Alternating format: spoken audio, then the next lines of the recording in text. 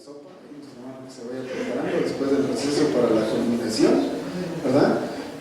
¿Cuántos han comido al revés? ¿De dónde salió eso de comer sopa primero y luego guisado? Es una... ¿De Francia? ¿Son costumbres? Es el menú clásico. Para preparar el organismo. O sea, con la sopa preparas el organismo y luego ya viene el guisado, ¿sabes? Pero así se acostumbra a comer en México, ¿verdad? Y uno que otro por ahí se echa el postre al final, ¿verdad? Entonces, hoy vamos a empezar al revés. Sí, vamos a empezar con el guisado y luego seguimos con la sopa. Y a ver si nos alcanza para el postre, ¿verdad? Y hemos estado hablando acerca de las manifestaciones de Dios. ¿Sí se acuerdan o no? Si dijimos que Dios el Padre se ha manifestado de una manera en el Antiguo Testamento a la humanidad, se tuvo que hacer accesible para poder estar con nosotros, entendernos, ¿verdad? Vivir lo que nosotros vivimos a través de la persona de nuestro Señor Jesucristo, ¿verdad? El verbo, la palabra se hizo carne. Hay una versión antigua que, ¿cómo dice, hermano? La palabra se hizo ¿qué? Tabernáculo, ¿verdad? Y habitó entre nosotros, ¿verdad? También ahí en el libro de Apocalipsis la Biblia dice, he aquí el tabernáculo de Dios con los hombres, se está refiriendo a nuestro Señor Jesucristo, ¿verdad? Pero cuando el Señor se va, Él deja una promesa, ¿verdad? Y dice, no los dejo solos, envío al Espíritu de consolación, al Espíritu Santo, el cual los va a guiar a toda verdad y a toda justicia, ¿verdad? Esta fue una clave muy importante. No quiere decir que el Señor Jesucristo no nos pudiese guiar a toda verdad, porque verdaderamente la Biblia dice que Él es el camino, la verdad y la vida, ¿verdad? Solamente que era una operación diferente, ¿verdad? El Señor vino a hacer su labor, que era comprobarnos que de una forma humana sí se podía vencer la maldad, sí se podía vencer el pecado, sí se podría vivir una vida agradable delante de Dios, ¿verdad? Esa fue su función, para finalmente ser crucificado y en la cruz del Calvario, para darnos una oportunidad más a usted y a mí que estamos aquí escuchando en esta tarde, ¿verdad? Posteriormente dice, yo me voy, pero no los dejo solos. El Espíritu Santo va a venir, ¿verdad? Nos va a revestir, nos va a llenar, y Él nos va a hacer entender toda verdad y toda justicia, ¿verdad? Cuando estaba hablando de verdad, obviamente se estaba refiriendo, hermanos, a la verdad de la palabra, ¿verdad? Hemos estado estudiando en días pasados, que por la razón de que cada gente ha buscado su propia interpretación, ¿verdad?, de las Escrituras a su forma y a su modo conveniente, es que hay tanta confusión en el mundo, ¿sí o no? Porque un grupo le ha dado una interpretación, ¿verdad? Hemos estado analizando, por ejemplo, los testigos, los israelitas, que dicen es que Jehová y Jesús son dos personas diferentes, no son el mismo personaje, son dos diferentes. Ellos toman solamente algunas escrituras por ahí y en eso basan su doctrina, ¿no? Otros grupos por ahí dicen es que Jesús nada más es un profeta, Jesús nada más es un ángel muy poderoso. Hay otras doctrinas que dicen por ahí que no hay la tripartita, ¿cómo se dice, hermano? La triunidad de Dios, ¿sí? O triparticidad de Dios, que significa tres operaciones en un solo Dios, ¿verdad? No son tres personajes, es el mismo Dios manifestado de tres diferentes maneras a la humanidad. ¿Estoy correcto? ¿Sí? Esta es la enseñanza que nosotros tenemos. Hemos estado a través de las Escrituras comprobándolo, ¿verdad? Jesucristo dijo allí en Lucas capítulo 24, porque tres son los que dan testimonio de mí, ¿sí? La ley, los profetas y los salmos, ¿verdad? Y de alguna manera, hermanos, pues aquí está, mire, les dijo, estas son las palabras que os hablé estando aún con vosotros, que era necesario que se cumpliese todo lo que está escrito de mí en la ley de Moisés, en los profetas y en los salmos. Esta parte la estuvimos viendo el miércoles, para los que estuvieron acá el miércoles, ¿verdad? Y dice, entonces les abrió el entendimiento para que comprendiesen las Escrituras. Es increíble, ¿verdad?, pensar en esto, porque no comprendían nada. Ellos, a pesar de haber caminado y andado con Jesús, aún no comprendían las Escrituras. Lo habían escuchado hablar, habían escuchado las parábolas, ¿verdad?, pero todavía no comprendían de qué se trataba aquello, ¿verdad?, para lo que estaban siendo llamados. Recordemos que un tantito antes de este episodio donde Jesús aparece a ellos y les comienza a hablar otra vez, ellos ya habían tomado la decisión de regresarse a su vida anterior. ¿Esto es cierto? ¿Por qué lo habían hecho, hermanos? ¿Por qué no permanecieron? ¿Por qué no se aferraron? ¿Por qué vieron que el maestro había muerto y dijeron, es momento de regresarnos a lo que hacíamos antes? porque todavía no habían comprendido las Escrituras, ¿verdad? Porque todavía no había venido, hermanos, el revestimiento, la llenura del Espíritu Santo en su vida, para que ellos pudiesen formar una convicción, una fe verdadera, ¿verdad? Que los mantuviera ahí fieles a pesar de cualquier situación que pudiese venir. En ese momento ellos recordaron la pesca, ¿verdad? Ellos recordaron las ganancias, ellos recordaron la vida que llevaban antes y dijeron, creo que ya se acabó nuestro sueño, ¿verdad? Creo que esto por lo que estábamos apostando, ya se acabó porque el maestro ya se murió, ahora no vamos a tener quien nos enseñe, ahora no vamos a tener quien nos guíe. Esto pasa porque normalmente el ser humano pone los ojos en los hombres, ¿verdad? Entonces Jesús dice, voy a enviar la promesa del Consolador, un espíritu. ¿Qué característica dijimos que tiene un espíritu?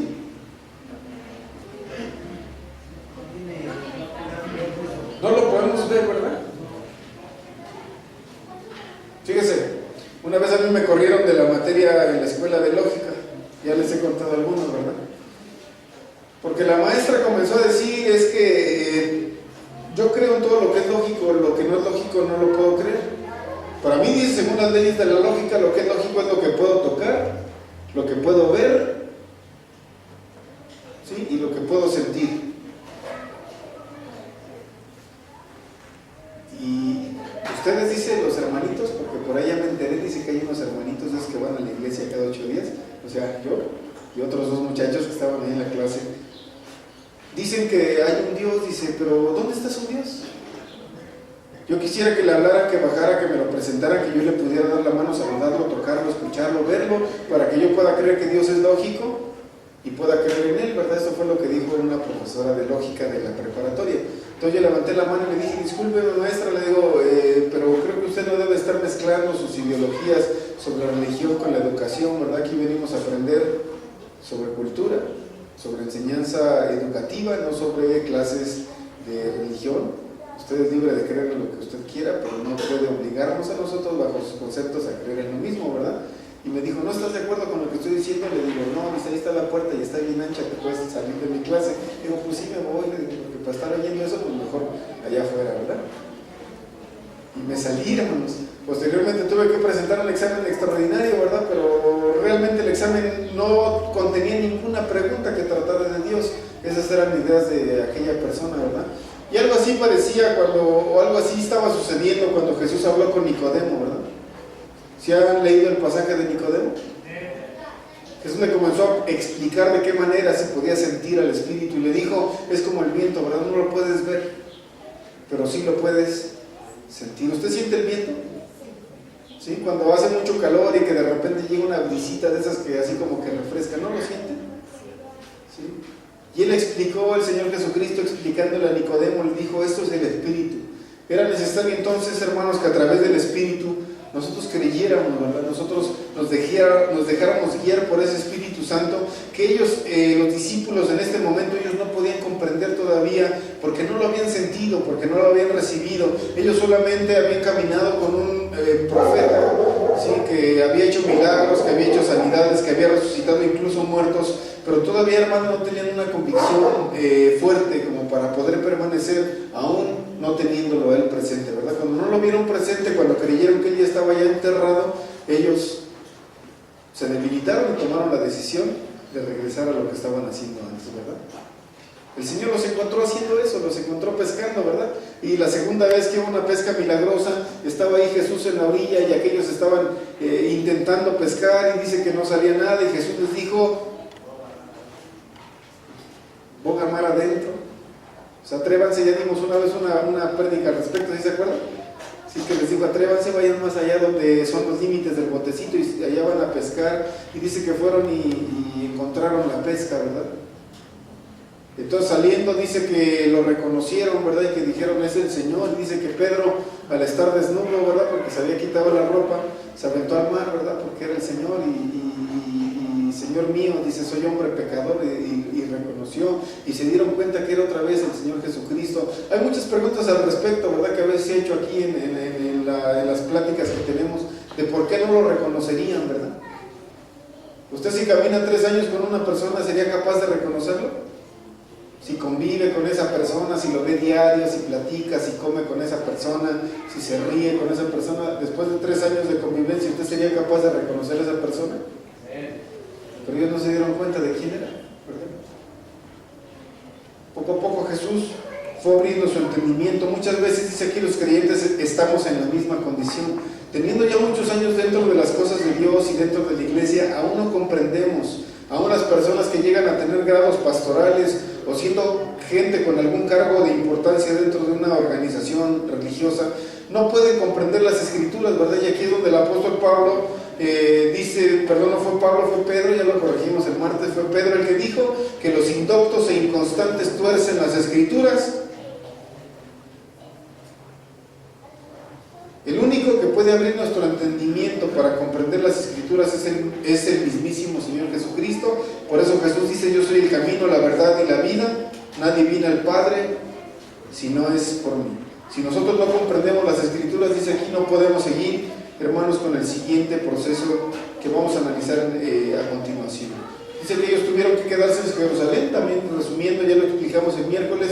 Ellos tenían que permanecer ahí para recibir la promesa, hermanos. Nosotros tenemos que mantenernos dentro de la iglesia de Dios. Fíjese bien, y dijimos que la iglesia de Dios no es una organización. La iglesia de Dios es todo aquel, hermanos, que guarda la palabra, aquel que se constituye verdaderamente hijo de Dios. Ese es el que pertenece a esa iglesia. Por lo tanto, debe de permanecer así para que pueda recibir la promesa del Espíritu Santo. Yo quisiera que me acompañaran a leer su Biblia, hermanos, allí en 1 de Samuel, capítulo 10, versículo 5.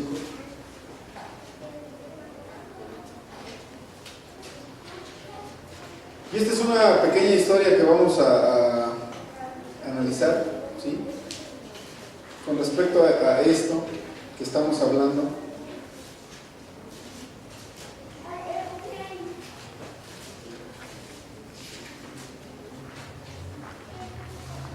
Primero de Samuel capítulo 10, versículo 5.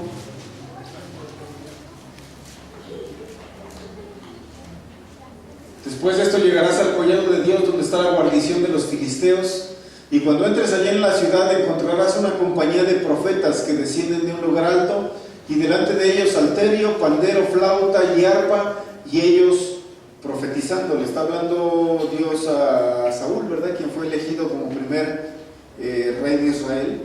Y dice en el versículo 6, entonces el Espíritu de Jehová vendrá sobre ti con poder y profetizarás con ellos y serás mudado en otro hombre. A ver, hermanos, el estudio comenzó llamándose las verdaderas manifestaciones del Espíritu Santo, y aquí estamos viendo una clave muy importante.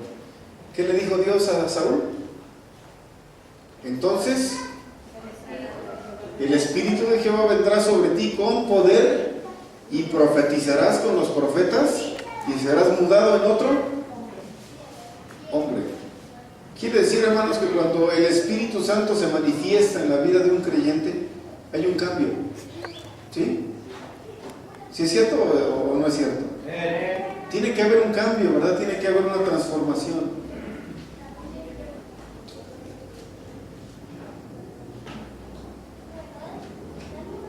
Hechos capítulo 2.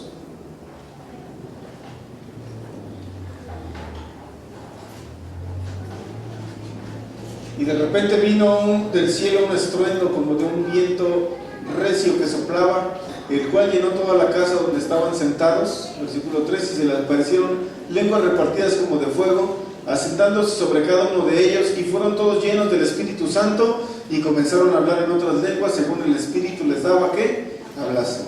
Aquí comenzamos a ver la historia, hermanos, de los apóstoles, cuando ellos recibieron aquella promesa del Espíritu Santo. Dice que ellos comenzaron a hacer algo que no habían hecho antes, ¿verdad? Salieron y comenzaron a predicar, comenzaron a hablarle la palabra a la gente que estaba ahí, de tal manera que cada persona de diferente nacionalidad que estaba ahí escuchando, pudieran escuchar el Evangelio en su idioma, ¿verdad? Yo varias veces he expresado esto y se los voy a volver a decir. Cuando ellos estaban hablando en lenguas, hermano, fíjese bien esto que le voy a decir. Cuando ellos estaban hablando en lenguas, aquí dice la Biblia que estaban hablando en idiomas comprensibles, ¿sí o no? Porque dice que los de Asia, ¿verdad? Los de Medio Oriente, los que estaban ahí de Italia, los que estaban ahí de otras zonas, podían entender el Evangelio en sus idiomas, ¿verdad? Este fue el milagro y esto fue lo sobrenatural, porque los apóstoles no tenían una preparación académica a tal grado que pudiesen hablar idiomas de otros países, ¿o sí? Dice por ahí en Juan, en Hechos capítulo 4, que cuando los escuchaban hablar los principales, los fariseos, se sorprendían y decían, pero ¿cómo es posible que estos pescadores, que estos hombres del vulgo, vulgares, ¿no? Porque así los consideraban, hombres del vulgo, así dice la Biblia, ¿cómo es posible que hablen de tal manera, verdad? Hablan como si hubiesen ido a la escuela, ¿no? Era sorprendente. Y aquí volvieron a sorprender, hermanos, porque estaban hablando en otros idiomas. Imagínense una persona que no tiene estudios, de repente hablando en alemán. Y los alemanes escuchando el Evangelio en idioma alemán a través de la boca de aquella persona que no fue a la escuela. ¿No sería sorprendente? Bueno, pues si yendo a la escuela no aprende la gente alemán de todas maneras, ¿verdad? Italiano, chino, imagínense de repente uno de nosotros predicando en chino y a los chinos oyéndonos y los demás viendo a John hablar en chino y preguntándose, pero ¿de dónde aprendió Jonathan a hablar chino? Pues si estudia para ser chef, no para hablar idiomas. Y hermanos, era sorprendente aquello que estaba pasando, y aquí podemos ver a través de la Biblia, hermanos, que en este caso las lenguas no eran solamente frases, ¿verdad?, que salían de una boca. Yo he tenido un conflicto con este tema desde hace mucho tiempo, porque una vez un pastor me decía, tú suelta la lengua, habla lenguas, pero ¿qué digo? Lo que te salga. Mira, te voy a poner un ejemplo, ¿no? Y me decía así, mira, y empezaba a mover su boca muy rápido y yo me le quedaba viendo nada más y le digo, pero ¿cómo le copio? ¿Cómo le hago? Y yo en ese momento pues me querían enseñar que esto era hablar en lenguas, ¿verdad? Pero hermanos, la manifestación del Espíritu Santo, hermanos, aquí en la Biblia estamos viendo que era la predicación del Evangelio en el idioma que las personas que estaban ahí de naciones extranjeras podían ellos entender la palabra del Señor, ¿verdad? Lo que pasó con Saúl, hermanos, fue que también comenzó a profetizar cuando el Espíritu Santo descendió, hermanos, el Espíritu de Jehová, y Saúl fue lleno del Espíritu Santo, hermanos, y allí mismo en ese lugar, en el collado de Dios, que posteriormente, hermanos, fue conocido como el lugar del monte, es donde los discípulos tenían también que permanecer para recibir el poder del Espíritu Santo. Yo les he preguntado desde un principio a ustedes, ¿ustedes creen que Dios haga las cosas por coincidencia?